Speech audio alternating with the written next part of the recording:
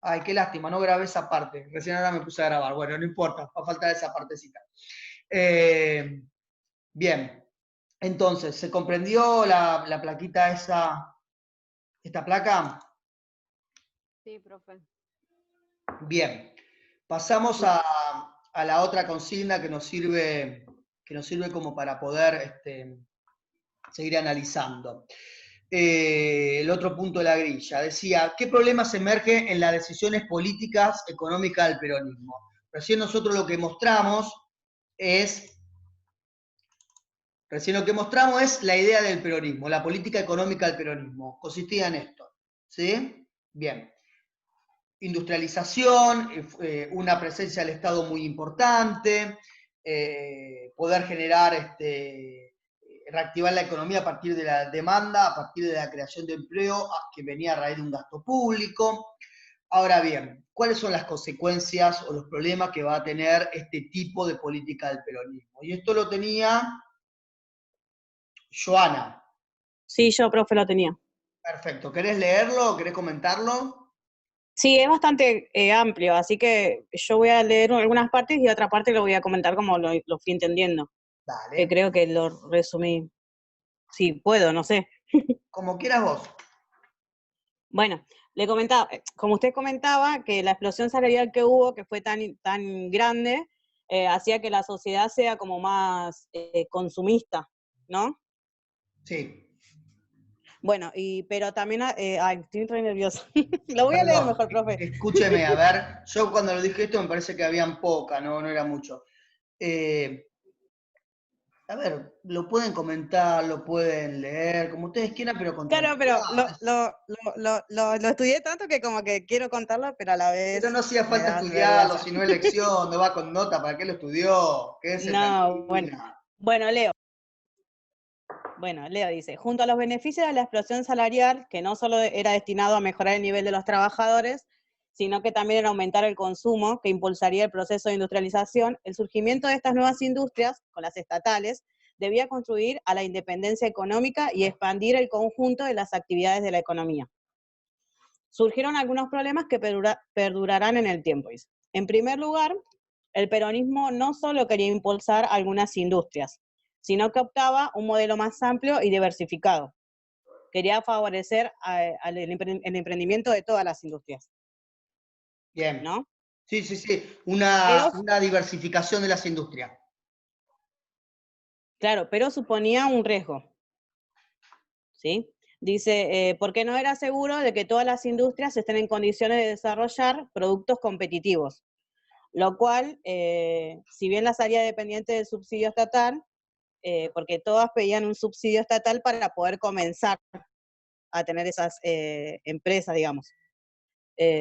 La meta también era elaborar internacionalmente productos competitivos y si no alcanzaba, la alternativa era vender caro en un mercado interno. ¿Lo leí bien? ¿Lo pone? Sí. Bueno, en segundo lugar, el proceso de la industrialización demandaba fuertes importaciones, insumos, bienes, capital, etcétera. ¿Sí? Hasta en 1949 esto no generaba problemas, porque el Estado, ya que el Estado subsidiaba esas importaciones a través de los fondos de la IAPI, Bien, ¿sí? Y la caja jubilatoria. En los bien, primeros años, la extensión del sistema de seguridad social generó una fuente de divisas grandes que el Estado podía recurrir a eso, ¿no? Pero en 1949, la baja de los saldos exportables y de los precios internacionales plantearon el problema de cómo conseguir las divisas necesarias para las importaciones para mantener el nivel de la actividad industrial. perfecto. Perfecto. En tercer lugar, para que esa actividad industrial pudiera mantener salarios altos, era necesario el subsidio estatal. Pero las nuevas condiciones laborales, como los subsidios, conspiraron para que ninguna de las partes involucradas en el proceso de producción considerara seriamente la necesidad de lograr un incremento en la productividad. Una industria competitiva se define porque logra producir más, manteniendo o bajando los costos. Pero Perfecto. los empresarios no se planteaban ese tema, porque para eso contaban con los subsidios del Estado. Y si se lo planteaban, el poder de los sindicatos o ponía barreras al respecto para no poder continuar. Porque ahí es donde surge el sindicato laboral, Bien, está muy que bien. tenía más control, los controlaba más. Bueno, pero porque, a ver, también acá convengamos que bajo el peronismo los sindicatos peronistas van a tener una presencia muy Ujú. fuerte, ¿no? El Sí, mismo gobierno tenía se una está presencia dando. fuerte, sí. Bueno, Ujú. Bueno, dice, después continúa, profe. bueno, pero me parece que ahí con lo que vos mencionaste, creo que ya está, ¿eh? Sí. Creo que ya está y Bueno, bueno, lo dejo así. está muy bien. A ver, esta placa que yo hice justamente como respuesta de lo que muy bien expusiste vos, tiene que ver con esos tres problemas que tiene el peronismo. A ver, cuando decimos el problema que tiene la política económica del peronismo, lo que estamos hablando es los problemas que tenía, esa idea que tenía el peronismo de ser un país industrial, ¿sí? Ese proceso de industrialización. Entonces, por un lado tenemos un primer problema que el peronismo plantea que el país tiene que ser diverso en su industrialización. Entonces, acá está de vuelta esta discusión.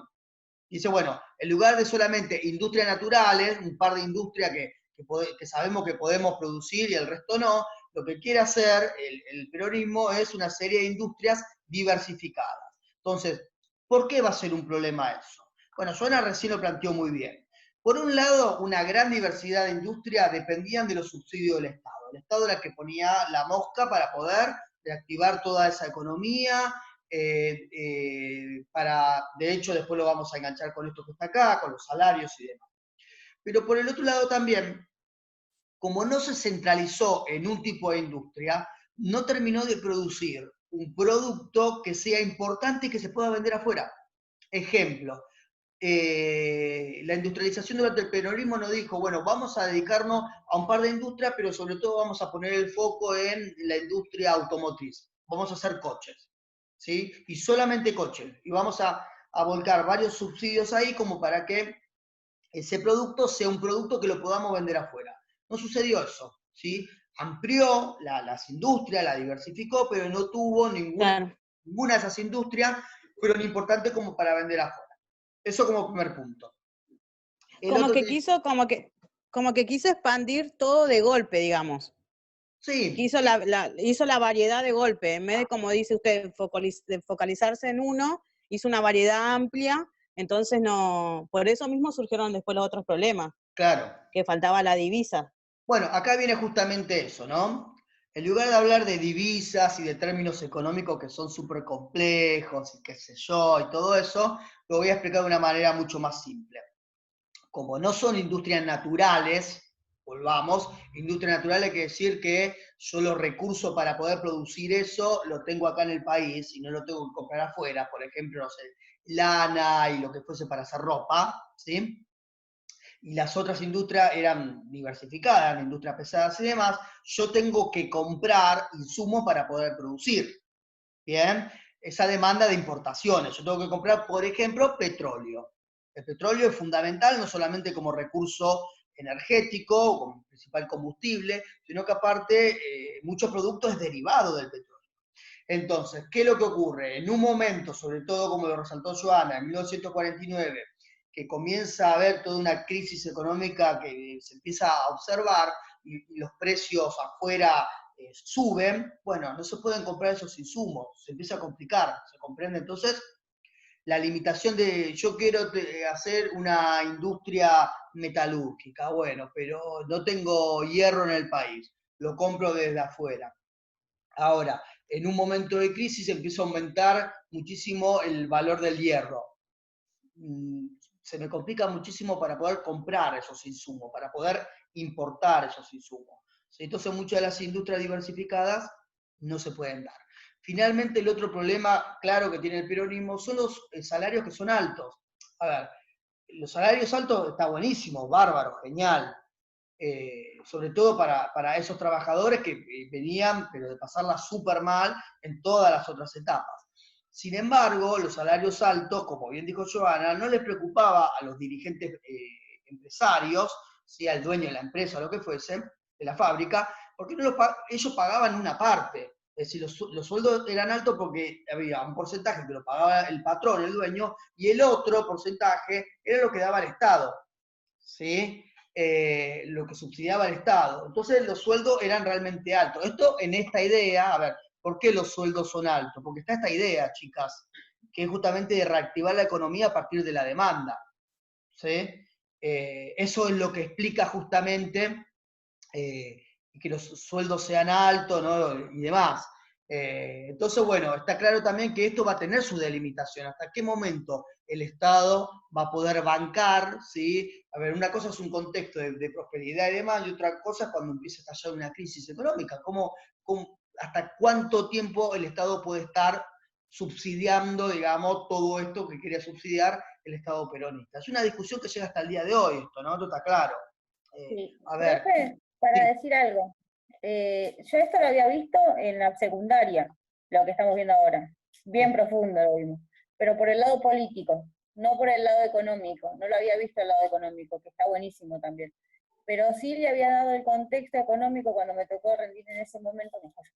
Que, bueno, desde el lado político, Perón era una persona muy como una hamaca, digamos. A él le gustaba ir y venir, iba para la izquierda, iba para la derecha, y por eso creo que en realidad, al pasearse, por decirlo de alguna manera, en lo político, con los economistas, y decir, bueno, mira, extendé, pero no tanto, y a la vez, por el lado militar, fue lo que genera esta tensión, y después termina en un primer golpe militar para él.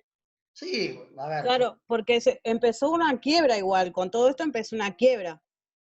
Perón, o sea, lo que Perón proponía, después le fue todo en contra a él. Y por eso empezó la quiebra contra lo que es el peronismo y, ¿cómo era el otro, profe? Que lo hablaba acá en el texto, pero no lo tengo ahora. Yo justo lo mandé también en la consigna. Empezó la quiebra y es que por eso lo sacan de la presidencia. Bueno, sí, igual, a ver, es un poco más complejo. Ahora, a medida que vamos avanzando con las consignas, vamos a tratar de hacer una lectura de por qué se produce el golpe, ¿no? El golpe militar, pero es un poco más complejo. Primero, decirles, a ver, comentarles algo. La figura de Juan Domingo Perón como de Eva Perón, que en el texto no está, así que le planteamos a Gabriel, que es el profe que hizo el texto, a Gabriel Rodas, el tema de que casi no menciona a Eva, pero tanto Perón como Eva Duarte de Perón, como no sé, sacando el Che Guevara, son figuras históricas que despertaron pasiones, ¿no? Cuando decimos pasiones digo, mucho amor o mucho odio, son esos extremos. Está quien todavía sigue diciendo, hablando del peronismo, está quien, para bien, y está quien se opone rotundamente al peronismo, ¿sí? Todos los males de la Argentina es por culpa del peronismo, inclusive de esa época. ¿Está? Entonces es muy complejo. Aparte Perón, una cosa es Perón en su primer presidencia, otra cosa es su segunda y otra cosa es su tercera presidencia. No es un tipo, ¿sí? es un tipo con una visión política muy aguda, que se acomoda al contexto. Yo comparto lo que dijo Romina, porque en realidad el tipo aparece, su primer gobierno decía yo no soy ni capitalista ni comunista, soy peronista, pues estaba la Guerra Fría, perdón que yo me meta, a ver, yo agrego esto, yo trato de no agregar tanta cosa de historia para no marear más, ¿sí? Pero bueno, a medida que van haciendo preguntas o agregados, yo lo tengo que decir. Entonces, Perón planteaba esto cuando el mundo se dividía en dos potencias, la Unión Soviética, con un sistema socialista, comunista, y Estados Unidos con un sistema capitalista. Perón aparecía como la tercera posición, ¿no? Él decía, yo no soy ni capitalista ni comunista, soy peronista, pero la verdad que el primer peronismo tiene como un acercamiento al socialismo, porque de hecho los plan quinquenal, que tampoco está en el texto y nada, si no le den bolilla a esto cuando tengan que estudiar lo que estoy diciendo ahora, pero el plan quinquenal es una copia de los planes quinquenales de la Unión Soviética. Pero después rápidamente el tipo, rápidamente no es que al otro día, pero después en su segunda gestión se acerca mucho más a Estados Unidos, y la tercera gestión, que es cuando él vuelve en el año 73, que vuelve a ser presidente en el 74, ¿sí? Porque desde el 55, de 1955 hasta 1973 va a estar exiliado en España, no puede volver al país, ¿sí? Y el peronismo va a estar prohibido, ¿sí? No existe el partido peronista, los seguidores peronistas, qué sé yo, todo un tema que es muy complejo y no quiero extender tanto. Justamente, bueno, cuando vuelve es otro Perón, ¿sí? Entonces es un tipo que, bueno, se va acomodando a esos contextos, ¿no? A esos contextos que aparecían ahí. Bueno, seguimos. Vamos por el punto, ¿qué? Punto 6. Mencione los cambios que provocó el peronismo en el plano social, ¿sí? Gabriela. Sí.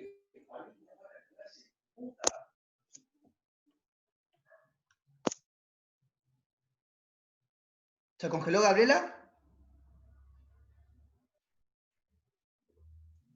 Hola, profe, no, disculpe, justo estaban hablando. Está bien. Leo la respuesta. Perfecto. El peronismo no propuso un modelo cultural alternativo, realizó un cambio social en el cual extendió esa forma de sociabilidad que ya existía, facilitó la expansión de ideas y costumbres que los sectores medios ya han probado y que en la ciudad reconocía orgullosa. Estos ideales y costumbres se propagaron por todo el territorio nacional y a través de los medios de comunicación. Hubo una distribución más igualitaria del ingreso junto a un considerable incremento del gasto social del Estado, permitió el acceso de ambos sectores de la población a instituciones, bienes y servicios que integraban ese ideal de vida. Bien. Turismo, educación secundaria, extra. La expansión tuvo conflicto con el peronismo, ya que se mostraba, por ejemplo, inflexible ante el pluralismo cultural y limitaba severamente la libertad de expresión, ya que la sociedad se mostraba receptiva ante novedades, libros, opiniones, etc. Perfecto. Muy bien. Perfecto. Bueno, un poco la placa que viene a responder que Gabriela bien mencionó varios de estos factores. No, el cambio en el plano social que podríamos destacar, que bien lo mencionó Gabriela, tiene que ver con cómo esos sectores populares, esa migrantes de otras provincias y los otros que ya estaban acá, los trabajadores que ya estaban acá, cómo van a mejorar su condición social, ¿no? Socioeconómica, ¿no? Esos sectores populares van a empezar a tener la forma de sociabilidad que tenía o que tiene la clase media. A ver, ¿cuándo una persona de clase media? Bueno, cuando tiene casa propia, cuando tiene un vehículo, cuando puede salir los fines de semana a ir al cine o a comer. En estos tiempos, cuando podía irse de vacaciones o cuando podía ir a una escuela secundaria, ¿sí? En estos tiempos, digo. Entonces, estos sectores populares van a tener ahora todo un beneficio porque van a acceder a esos bienes y servicios que antes no accedían. Y esos bienes o servicios, Gabriela lo mencionó, ¿no? Como por ejemplo salud, si no es que no podían ir a los hospitales, estaban los hospitales públicos, lo siguen estando, pero ahora van a tener obras sociales. Por ejemplo, hay una expansión de la clase trabajadora y los beneficios de la clase trabajadora muy importante. Los hijos de clase trabajadora van a ir a escuelas secundarias que antes no podía ir, y hasta incluso en la universidad, ¿no? La llamada, la universidad técnica popular, que es justamente de las clases trabajadoras que van y demás, y aparte van a poder ir de vacaciones. A ver, cuando digo van a poder ir de vacaciones, esto es el turismo. Cuando digo van a poder ir de vacaciones, estoy pensando en dos cosas. Primero, que van a tener vacaciones los trabajadores, ¿sí? Que antes no lo tenían apenas el descanso dominical, descansar un día domingo, un franco, ¿no?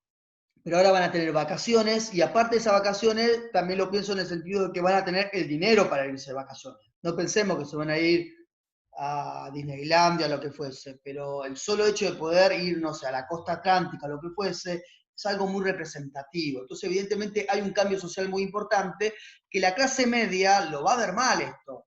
Yo estoy generalizando, digo toda la clase media, no era toda la clase media, pero la clase media lo va a ver mal esto, ¿no? Esto de que, bueno, che, todos estos cabecitas negras, como se les decía peyorativamente, que dijimos, los otros trabajadores, ahora son los que salen al cine, salen a comer en familia, o van a algún evento deportivo, ¿no? Los estadios de fútbol, de hecho, claramente hay una construcción de canchas en la Argentina muy importante en este periodo, de la cancha de Racing hasta la mejor cancha que la cancha de Vélez Arfiel, ¿no? Y demás, así que tiene que ver con esos beneficios, ¿no? Con esos tipos de beneficios y demás, claramente.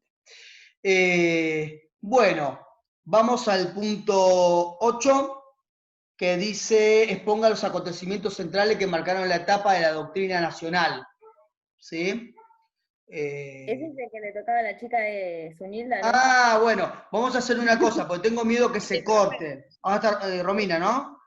Sí, ella me mandó un audio y yo se lo hice. Vamos a hacer una cosa, si te parece. Lo explico yo, ¿les parece? Yo porque tengo miedo que se corte y hacer otra, voy a tener que hacer otra reunión o si no. Es un audio re cortito, ¿eh? Dura Bueno, 35 segundos. La convención. ¿Se oye? Ahí baja. Hoy, espere que se me baja el volumen. ¿Cómo se usa este teléfono, hijo? Del Partido Peronista en 1947 y la Acá está reforma la de la vida. Constitución en 1949. En la primera etapa se ponía en evidencia un marcado personalismo que deviene de una creciente autoritarismo, visible tanto en el modo de encarar las relaciones con la oposición como en la misma organización interna del movimiento. Esto vendría a resolver, por un lado, la fragilidad del movimiento y por otro lado, la falta de cohesión interna de las distintas fuerzas que apoyaban a Perón. Eso nada más mandó. bien, perfecto, bárbaro. Explico y complemento, no sé si llegaron a escuchar. Yo llegué a escuchar bien desde acá. A ver, explico esto, ¿sí? Primero, ¿de qué hablamos cuando hablamos de una doctrina? Una doctrina es un conjunto de ideas con respecto a algo. Acá estamos hablando de esta doctrina peronista, de un partido, ¿sí? Los ideales de un partido político que ya estuvimos viendo en parte, ¿no? La intervención del Estado, la igualdad social, la inclusión y demás. ¿Bien? Entonces, la idea del peronismo es que esa doctrina peronista sea una doctrina nacional. Es decir, que el 100% de los argentinos se pongan la camiseta del peronismo. Bien, esa era la doctrina nacional. Ahora, los dos acontecimientos importantes que marcan este intento del peronismo como doctrina nacional está puesto en estos dos acontecimientos que aparecen acá. Primero, la llamada Convención del Partido Peronista, que es de 1947. Cuando Perón gana las elecciones en el 46, el partido político no se llama Partido Peronista, es el Partido Laborista. ¿Sí? Ahora, ganar las elecciones en el 46. Claramente esta convenciones que se reúnen, ¿no? Los militantes del Partido Peronista, los políticos y demás, y se llega a la idea de que ahora el partido se llame Partido Peronista. Esto no es nada menor. Es decir, se está personalizando un partido político. Perón aparece como la figura excluyente de ese partido. Lleva su apellido el partido. ¿Se comprende? No es el apellido de uno que ya se murió y uno está retomando los ideales y demás, sino que es del mismo que está siendo presidente. Claramente es una personificación del partido, ¿sí? Esto tiene dos miradas diferentes. Algunos que lo ven como un líder carismático, ¿sí? Y del cual lo destacan y demás, y otros que lo ven como un claro ejemplo de autoritarismo. Este tipo se está concentrando todos los poderes, ¿sí? Todo en su imagen y demás. Tengan en cuenta de que el mundo venía de una experiencia, esto es en el 47, la Segunda Guerra Mundial había terminado en el 45, y el mundo venía de toda una experiencia, ¿no? De las personas que habían concentrado su imagen política, como por ejemplo Hitler, Benito Mussolini y demás, ¿no? Entonces, se trataba justamente de eso. Es decir, esto va a despertar, esta idea va a despertar el amor de los seguidores a Perón, ¿sí? Y por otro lado va a despertar o profundizar el odio de los antiperonistas. Lo otro es la reforma de la Constitución de 1949. No es fácil modificar la Constitución. El presidente no es que quiero modificar la Constitución y la modifico, sino que lo que tiene que hacer es presentar esa idea de reforma al Congreso, ¿no? Y si se aprueba, pasa al Poder Judicial, si el Poder Judicial lo aprueba, termina transformándose. Bueno, la mayoría en las elecciones, en el Poder Legislativo, eran del Partido Peronista, entonces no tuvo tanto problema. Y acá lo que destaco son dos cosas de esas reformas constitucionales que vienen al tema. Por un lado, la reelección presidencial. Los presidentes gobernaban 6 años, no podían ser reelegidos si apenas terminaban su mandato, sino que tenían que esperar que haya elecciones, que gane otra persona, que gobierne 6 años y después se podían postular, ¿sí? Perón lo que hace es modificar eso, logra que se apruebe y termina siendo reelegido en el año 1952. ¿Sí? Las elecciones son de 1951 para asumir en el 52 y termina asumiendo. Lo otro son los famosos artículos 14 y 14b de la Constitución, que lo que permite es los derechos de los trabajadores. ¿Sí? Es decir, ahora los derechos de los trabajadores va a estar asentado justamente en la misma Constitución. ¿Sí? Bueno, vamos rápido que queda poquito tiempo, queda 8 minutitos. ¿Quiénes fueron los 3 frentes de oposición? Valeria, creo que estaba por ahí. Sí, estoy por acá, estoy por acá. ¿Se me escucha? Sí, ahí está. Bueno, a mí me tocó cuáles fueron los 3 frentes de oposición. Bueno, uno fue lo que fue la oposición el primero, el segundo lo que es el ejército y el tercero la iglesia. Ahora voy a leer un poco de lo que puse. Bien. En el final del régimen peronista va a estar marcado por 3 frentes de conflictos. Aquel que se abre por la persistencia de una oposición. Si bien no mayoritaria, numéricamente importante, hay que subrayar que este es un problema que contribuyó a crear el peronismo, al promover una práctica política facciosa, en la medida en que el régimen aspiraba a la unanimidad y no a un consenso mayoritario que pudiera tramitar, procesar e incorporar las diferencias. Este rasgo estimuló la creciente radicalización de la oposición, es decir, tampoco el diálogo y acuerdo con el peronismo era una opción para la oposición. Por eso, cuando impulsado por la crisis, Perón realiza algunos esfuerzos de conciliación. Estos no resultaron viables porque el régimen peronista ya había sido estigmatizado como un régimen autoritario y era necesario derrocarlo. Eso es uno de los regímenes, ¿no?, que recién hablé. El segundo es el ejército. Dice, un segundo frente de conflicto maduró en un sector que había sido uno de los más importantes aliados del peronismo. El ejército. Los intentos de derrocar al presidente que sucedieron a partir de 1951, alentado por la oposición conservadora. El tercero, frente al el tercer frente que está marcado por el conflicto con la Iglesia, que contribuyó considerablemente a difundir y amplificar las demandas del frente opositor. Perfecto. Esa es mi respuesta. Muy bien, Valeria.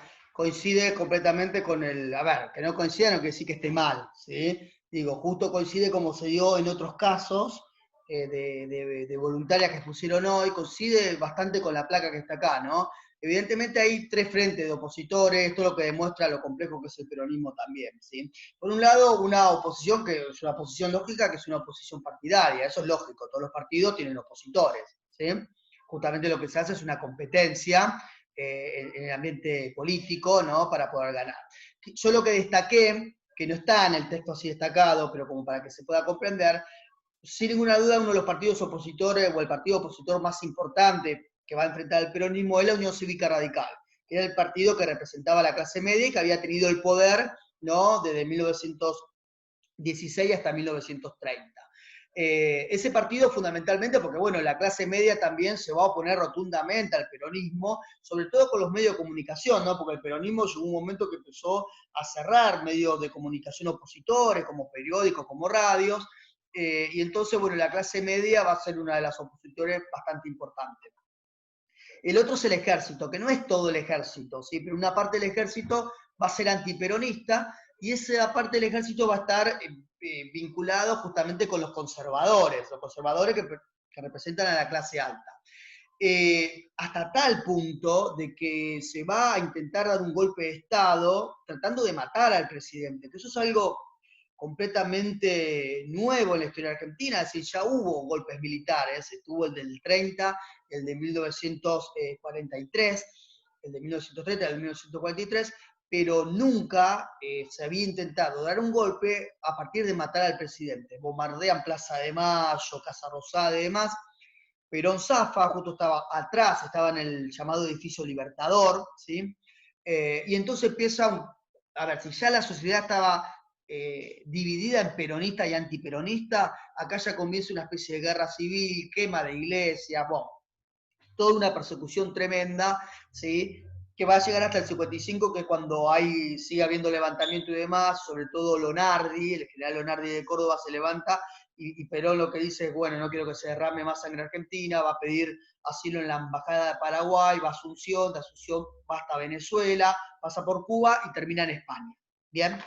El otro sector es la iglesia. ¿La iglesia por qué? Bueno, la iglesia porque en realidad primero se llevaba bien con el peronismo, porque el peronismo de hecho hasta volvió a hacer que la religión sea obligatoria en la enseñanza, por ejemplo, en la escuela, ¿sí? Pero después los lazos se empezaron a romper, sobre todo con el papel social que tenía la iglesia, el papel social que va a tener ahora el Estado, sobre todo con la Fundación Evita y demás. Esto no lo dice el texto, ¿sí? Por eso Valeria no lo agregó ni nada, lo agrego yo.